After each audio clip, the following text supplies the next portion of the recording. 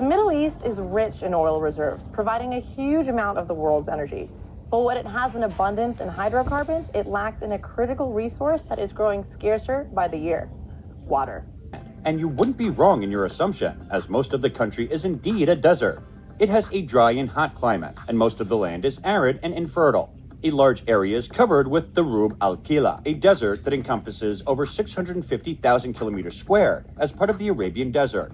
You can get an idea of exactly how hot the country's weather must be from this fact. There's no permanent river, and the rainfall has never exceeded 150 millimeters in the country's history.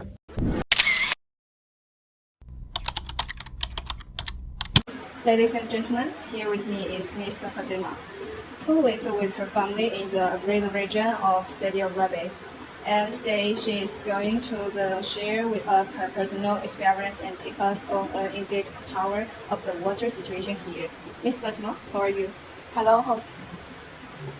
Can you tell us a little bit about your daily life in this area? All night we walk around the water. Every morning I have to go to the village communal water fetch water, which is very deep but has very little water.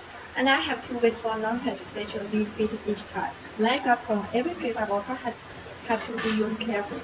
With the water used for washing my face, with soap for scrubbing the floor, and the water used for washing vegetables used to feed the animals. The children in the family all learn how precious water is and never waste it. How is your daily food situation in such an arid land? We used to grow a few things on this land, and due to the increase in security of water and very drying up of the land, we can't grow anything anymore. There used to be some tolerant plants, but now they are also bearless and less fruit due to the lack of water. But many of them have been buried without agriculture. Our life has become even more difficult, and we can only rely on food shipped from outside, but the price is too expensive. Has your health and your family's health been affected by living in such a water-scarce environment for so long? Very much, because our security of water bathing has become a luxury and we can only simply wave our bodies. This is not hygienic, and the children are often sick. We think, and irritate eyes, and the water they drink is sometimes not very clean, and there are so much of waste outside. In the face of such a predicament, is there any assistance provided by the government and the community? Thanks, Anna. The government has been trying to help us. They sent us some water storage concentrates and sent people to teach us some ways to save it. At the same time, the government scientists have developed races climate cells to help us solve the problem of water security, for which we are very grateful. As you've probably guessed, these plants convert salty seawater into drinkable, precious H2O. But how exactly does this process work? At the Southern Seawater Desalination Plant, there are 5 main stages: seawater intake, screening, ultrafiltration, reverse osmosis, and finally, water treatment. We are pleased to welcome Dr. Lila, an expert in the field of desalination technology in Saudi Arabia. Hello, Dr. Lila. Hello. We understand that desalination technology in Saudi Arabia consists of 2 main methods: multi-stage flash evaporation and reverse osmosis. Can you expand on that for us? Of course, the multi-stage flash evaporation method first lets the seawater enter the preheater to increase the temperature to increase the heat efficiency. Next, the seawater enters a series of flash chambers. At decreasing pressures in the flash chambers, the seawater instantly boils and evaporates, turning into steam. This vapor rises to a condenser where it is cooled and condensed into fresh water. Multi-stage flash evaporation produces high-quality refresh water for a variety of special needs. Reverse osmosis, on the other hand, starts with seawater that has to be pre-treated to remove large impurities and microorganisms. Then, under the action of high-pressure pump, the seawater is pressed into a container containing a semi-permeable membrane. Semi-permeable membrane is like a precision sieve, only allows water molecules to pass through, while the salt and other impurities block out, so as to achieve the medicines of seawater. Thank you, Dr. Lila. But since our audience is mainly geared toward the more general public, Could you please explain these two technologies? Of course, no problem. It's my pleasure. The multi-stage flash evaporation method is like hot dancing. The seawater is first warmed up in a preheater, heated to a right temperature, and then put on the stage in a higher pressure flash chamber. The pressure then pumps and the seawater instantly boils and turns into steam, like a dancer releasing energy on stage. This vapor then rises to a condenser where it is cooled and condenses to become our precious fresh water. The reverse osmosis process can be thought of as a screen contest. The seawater is first pre-treated as if the competitor had to pass a qualifying round to remove impurities and become pure. Then, under the action of the high-pressure pump, the seawater rushes to the semi-permeable membrane, the supersieve. The semi-permeable membrane picks out water molecules among the many layers to pass through, while impurities such as salt and ruthlessly retained. In this way, the water that passes through the semi-permeable membrane is the denominated fresh water we cave, while the alienated concentrated salt water has to be discharged.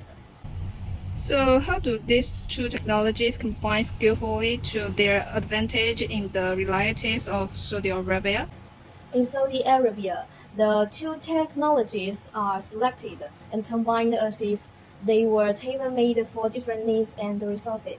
In some industrial terms, with very high water quality requirements, multi-stage flash evaporation is preferred like a ace player, while in large-scale desalination projects such as urban water supply, reverse osmosis has become the mainstay due to its cost-effective characteristics.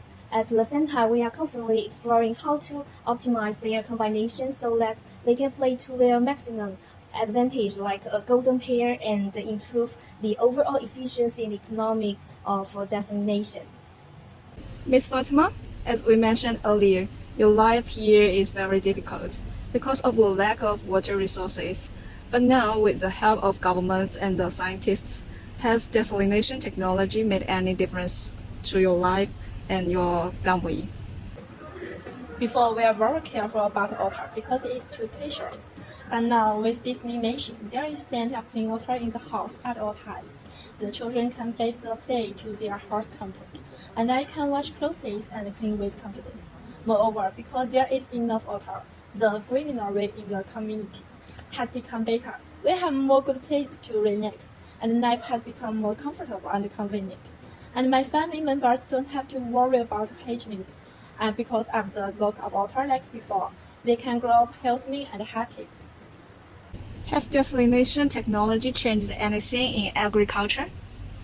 Previously, because of scarcity of water, our farmers here had to rely on limited groundwater for cultivation, even to the point of being unable to cultivate at the end of the day.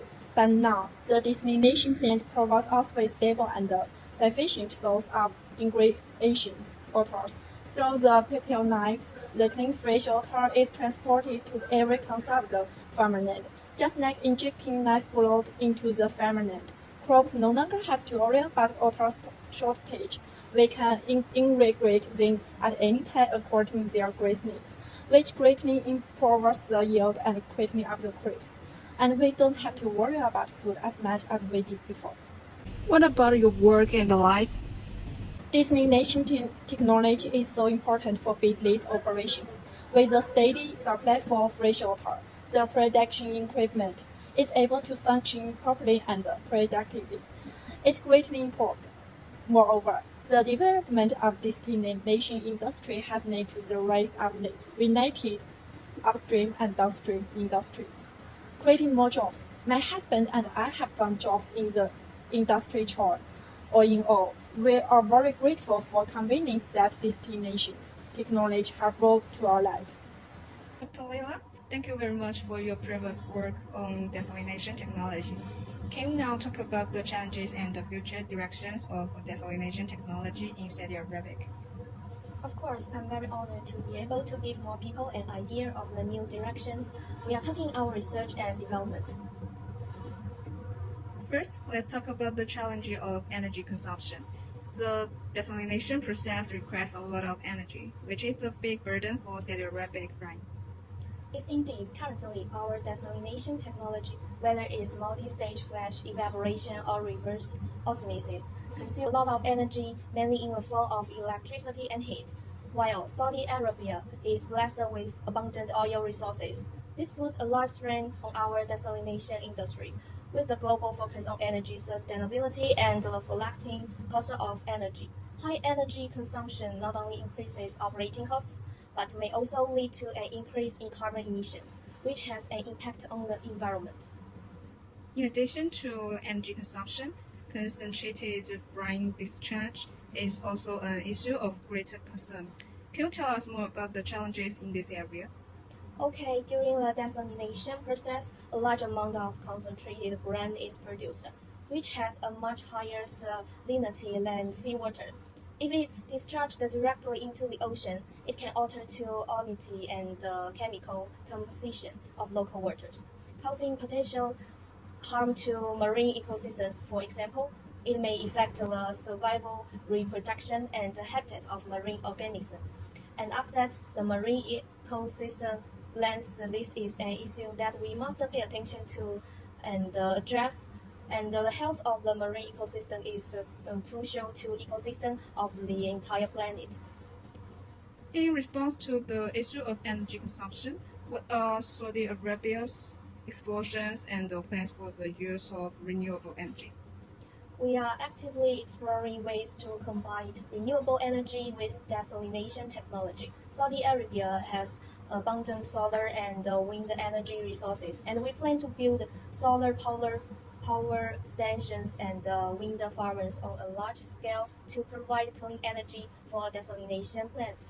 For example, we have already tried to use solar photovoltaic for power geography to drive reverse osmosis desalination equipment in some pilot projects. With good results, in the future we hope to realize the wide application of renewable energy in the field of seawater desalination, reduce our dependence on traditional energy resources, reduce carbon emissions, and achieve sustainable development.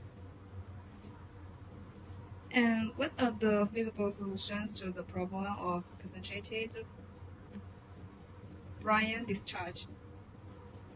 Our research team is working on a comprehensive optimization of concentrated brine and the development of zero discharge technology. On one hand, we try to extract valuable minerals for concentrated brine, such as salt, magnesium, lithium, and so on, to achieve the recycling of resources. This can not only reduce the harm of concentrated brine to the ocean, but also create certain economic benefits. On the other hand, we are researching and developing new concentrated brine treatment processes, such as membrane desalination, electrolysis, and other technologies to further concentrated brine, reduce the volume of the final discharge, or even achieve zero discharge. Although these technologies are still facing some challenges, we believe that through continuous research and innovation, we will be able to find feasible solutions. Thank you very much, Dr. Leila, for bringing us science popularization and explanation today. I believe that Saudi Arabia's desalination technology will definitely achieve greater development in the future. In response to the water crisis, Saudi Arabia has achieved a significant transformation from water scarcity to gradually meeting demand through efficient seawater desalination technology. In the future, Saudi Arabia plans to deeply integrate seawater desalination technology with renewable energy to achieve sustainable development.